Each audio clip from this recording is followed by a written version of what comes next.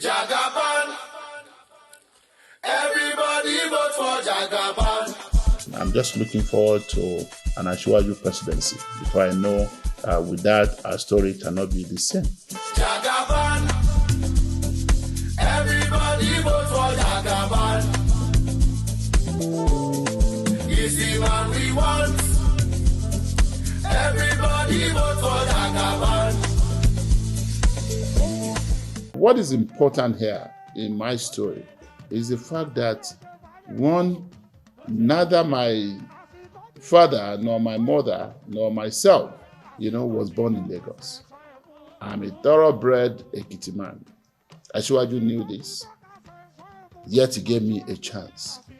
And like I said, he didn't just give me an opportunity to serve, in government. Even before he got into government, ASIWAJU discovered me as a young lawyer, and he did everything possible, to enhance my professional growth.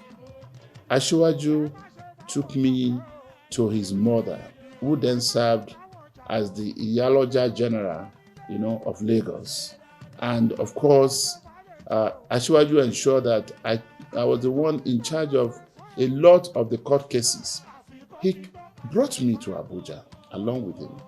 And when he was inaugurated as a senator of the Federal Republic of Nigeria, he became the chairman of then the largest committee in the Senate, which was the Senate Committee on Banking, Finance, Currency, and Appropriation. Today, there are 4 different committees in the Senate. Then it was just a single committee. ASIWAJU was in charge of so many things in the Senate, as it were. And of course, he brought me in as his personal assistant, and I became special assistant. I became his senior legislative aide, and I served, to the best of my ability. ASIWAJU is one person who has an extremely large heart, for the people, for the country, and if you want to understand how large ASIWAJU's heart is for the country, just see, how large his heart has been for Lagos and what God has used him to do in Lagos. To begin with, he has a high capacity, an unrivaled capacity, to identify talents, encourage them, groom them, and deploy them at the appropriate time. On the community, on the society, on the state, and of course on the nation. He has demonstrated a high capacity to be able to tap, from the resources that abound in every part of Nigeria. And that explains why he will run a cabinet in Lagos State of commissioners drawn from different parts of the country. I was privileged to serve as a commissioner under the leadership of ASIWAJU Bola Ahmed Tinubu when he was governor of Lagos State. I was specifically the commissioner in charge of the Ministry of Youth, Sports and Social Development. Before then, I had served as a special advisor, on political and intergovernmental relations, to him. And even before he became governor, I was privileged, to serve as a special assistant to him. And I was the first personal assistant that ASIWAJU had as an elected senator of the Federal Republic of Nigeria. I'm talking of way back in 1991, 92, 93. And of course, ASIWAJU became like a major funder of NADECO. And that's one of the things that, amuse me when some people say, to themselves, if ASIWAJU becomes president of Nigeria, he will steal money, he's corrupt. The truth about it, not known to a lot of people who are criticizing him, is that ever before ASIWAJU came into politics, he had attained a height in life. ASIWAJU had worked for Fortune 500 companies in the US, and had done a lot of investments in stock, in bond, and other areas of private, entrepreneurship. And then eventually he was seconded to Nigeria by ExxonMobil. And I use the word, consciously, secondment. Actually, he didn't come back to Nigeria to look for a job. He was seconded by, the oil conglomerate to come and work as treasurer of Mobil in Nigeria. And this was what he was doing when, a group of people approached him in the early 90s, 80s and early 90s, to show interest in our politics. And ASIWAJU didn't start as a politician. He started also as an investor. And what do I mean by this?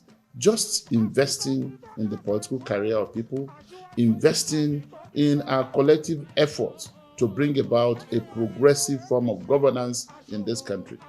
He funded a lot of our political organizing and struggles.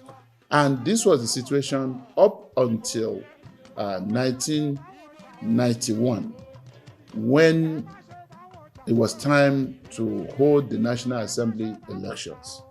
And some of us felt we needed someone with a deep pocket who could run for election as the candidate of our party, the Social Democratic Party, in Lagos West Senatorial District. He wasn't supporting us all along. He wasn't supporting our struggle because he wanted to contest election.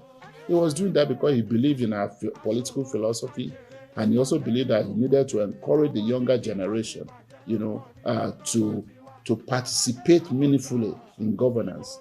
And he also wanted to encourage the progressive, elements to also participate in governance, in this country. And as he was assisting us in Lagos, so he was assisting people, in other states. And at the end of the day, we had to go to Iyaloja, we had to go to his uncle, Alhaji K.O. Tinubu of blessed memory. We had to go to a number of people who we knew, would have ASIWAJU's ears, just to convince them on the need for ASIWAJU to accept to come and run for election as a senatorial aspirant of our party, hoping and praying and knowing that he would emerge as the senatorial candidate of the party for Lagos West. And when he eventually agreed to give it a thought, of course, he went back to discuss with his employers at ExxonMobil. His immediate boss at the time was Chief Pius Akinyelure, who was the director of finance, of ExxonMobil in Nigeria, with ASIWAJU being the second in command as the national treasurer. And Chief Akinyelure said to him, "Wait a minute, Bola, what are you trying to do? You want to go into politics? You are the national treasurer of ExxonMobil in Nigeria. And I am almost on the verge of retiring as director of finance. And you are the next in line, and obviously the one that will take over from me as the director of finance of ExxonMobil. Do you know what that means? Are you saying you want to leave this job, you want to leave the opportunities and the potentials, for you to go into politics?" And ASIWAJU said he had come to that conclusion to go and serve, because as far as he was concerned, it wasn't just about the balances in his account. It was also about relevance and having an opportunity to serve the people and government of Nigeria. And this was an issue for some time. Most of the white men in ExxonMobil then, as his employers, were really intrigued by this decision. He wanted to resign from ExxonMobil. They would not even let him resign. They negotiated with him to just apply for a leave of absence, hoping that after a year or two in politics, he would not have a choice than to come back to Mobil. So they left the space for him. And the truth about it is, in less than 2 years, the military struck again and terminated, the existing democratic platforms, including the National Assembly. And at a time that his employers at ExxonMobil would have expected that ASIWAJU will come back to them, to resume his position as National Treasurer of Mobil, ASIWAJU decided, to join other progressive leaders to form what they call the National Democratic Coalition, NADECO, in 1993. And late 93, early 1994, following the annulment of the election of MKO Abiola of blessed memory as president-elect of the Federal Republic of Nigeria. The rest, will be a story, as to how much ASIWAJU did to, ensure that NADECO had a sound footing, how much he did trying to personally fund NADECO, how much he did trying to mobilize funding, and human resources support for NADECO at home and abroad. And when many of us ended up in exile, and then of course I decided while in exile I wanted to do my master's program, and of course ASIWAJU encouraged me. He paid for my master's program, and then of course I graduated, with my LLM degree, and I decided again to prepare for the New York bar examination because I wanted to be licensed yet again as a lawyer in the US. And ASIWAJU encouraged me also to move to New York and study for the bar exam. I took the New York bar exam, I passed it, and I got what looked like a dream job with the University of Harvard Law School, Immigration and Refugee Clinic in Boston, in the state of Massachusetts.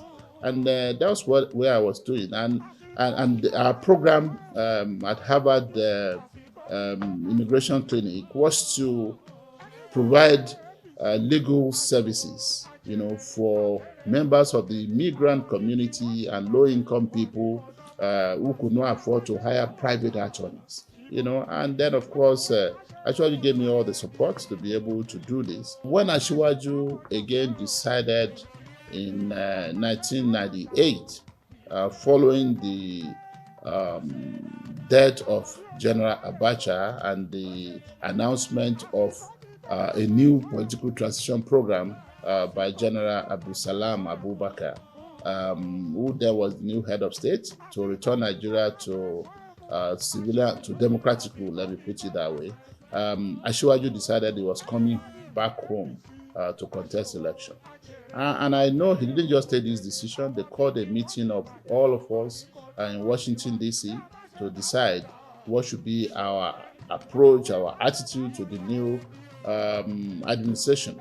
Of course, it was a new administration, so to say, but it was still a military regime.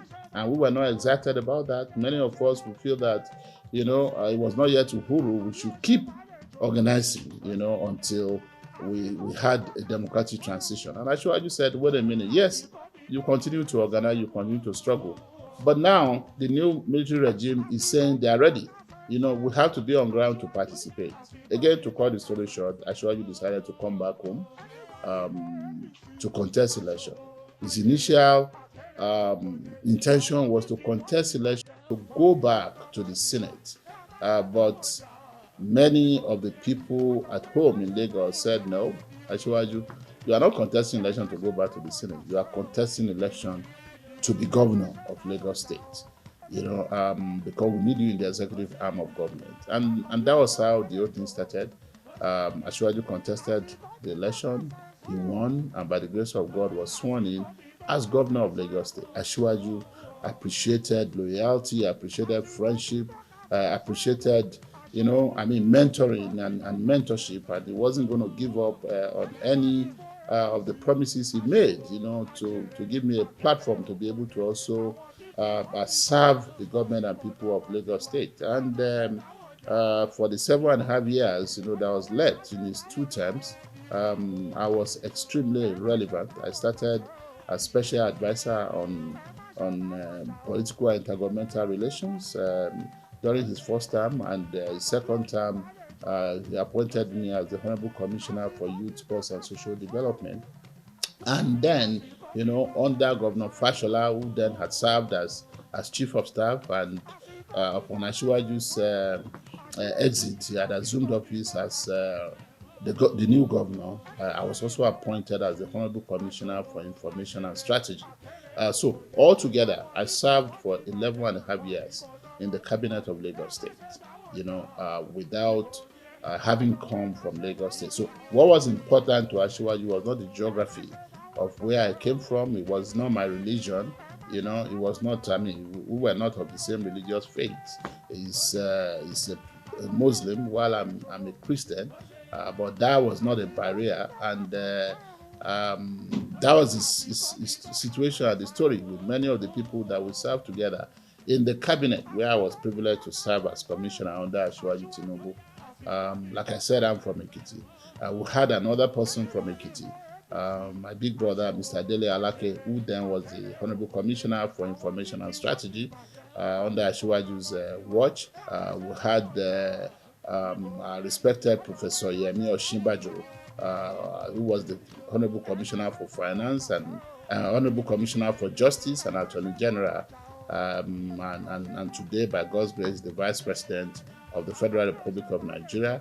A ministry as sensitive as the Ministry of Works, and rural development, infrastructural development was headed by another person who is from outside of Lagos, Honorable Rauf Aregbesola. Engineer Aregbesola is from Osun, and he later became governor, in Osun State, and today is serving as Honorable Minister of Interior of the Federal Republic of Nigeria. And then we'll have Mr. Bayo Adewusi from Oyo State. We have Chief Femi Lanleng, who is a popular chief in Ibadan. Also from Oyo State. We'll have Mr. Ben Akabweze as the commissioner in charge of budget and economic planning for Lagos State. We had Mr. Lai Muhammad in that cabinet. He started as chief of staff, and today he's the Honorable Minister of Information and National Orientation for the Federal Republic of Nigeria. He's not from Lagos, he's from Kwara State. So that was our story. ASIWAJU himself is a case study, in leadership and in mobilization of human resources and intellect. ASIWAJU is a case study in human capital development. And today, at a time like this, in a country like ours, where ideas, are meant to rule the world, and a country that's almost at a standstill because so much has happened and so much is still happening. We have had an administration in the last 7.5 years, going to 8 years, that came to right a lot of wrongs, but the enormity of what had gone wrong, had been so deep that it would take more than 8 years, to actually bring the country back, on its knees. It's a time that we need somebody who will have the personality, the grace, the scientific understanding of what is wrong, the scientific understanding of what is to be done, and as much as possible, who will also have the courage to take decisions, and be able to stand by his decisions, and will be able to also descend from an Olympian height, where power and leadership puts you a lot of time, to the level, where he can really work with the people, work with different segments of the society, different sectors of the society,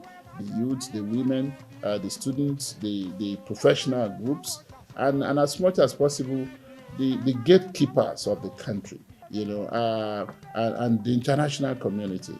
It's important that we get someone who has the maturity, who understands the language of leadership. For me, if you look around you today, beyond rhetorics, the person that keeps coming back to you, at least among all those who are jostling, to be president of Nigeria today, is His Excellency ASIWAJU Bola Ahmed Tinubu. Sometimes I wonder when the Emir of Borgu, Senator Adetoro of blessed memory, gave ASIWAJU the title of Jagaban of Borgu. The title was funny to us. We asked them what is the meaning. I remember when we went for the installation, of ASIWAJU as Jagaban Bogu, we kept asking everybody, what is the meaning of Jagaban? How did they come to that conclusion? Another but Senator Detoro was very clear as an emir, even in his address and the address by the leaders of the community. They saw in ASIWAJU, a fighter. They saw in ASIWAJU a warrior, on the side of the people, on the side of progress, on the side of development and progress. And today, everything is manifesting. ASIWAJU is the architect of the new Lagos. And he said this, some people don't want to hear that, but nobody is saying without ASIWAJU, there will not be Lagos. Lagos there was before ASIWAJU was even born. And when ASIWAJU is grown up, when he's old and gone to meet with his creator, Lagos will still be there.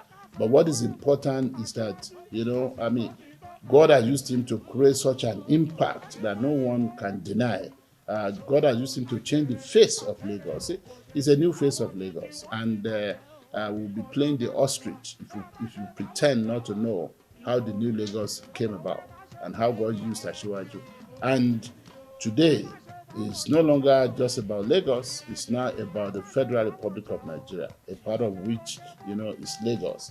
The nation is waiting, for intervention, and I have no doubt that by the grace of God, ASIWAJU will be a solution yet again, in Nigeria, the same way it had been in Lagos. And ASIWAJU will also have a bigger opportunity to identify more talents across the country and deploy them, on the development of our country.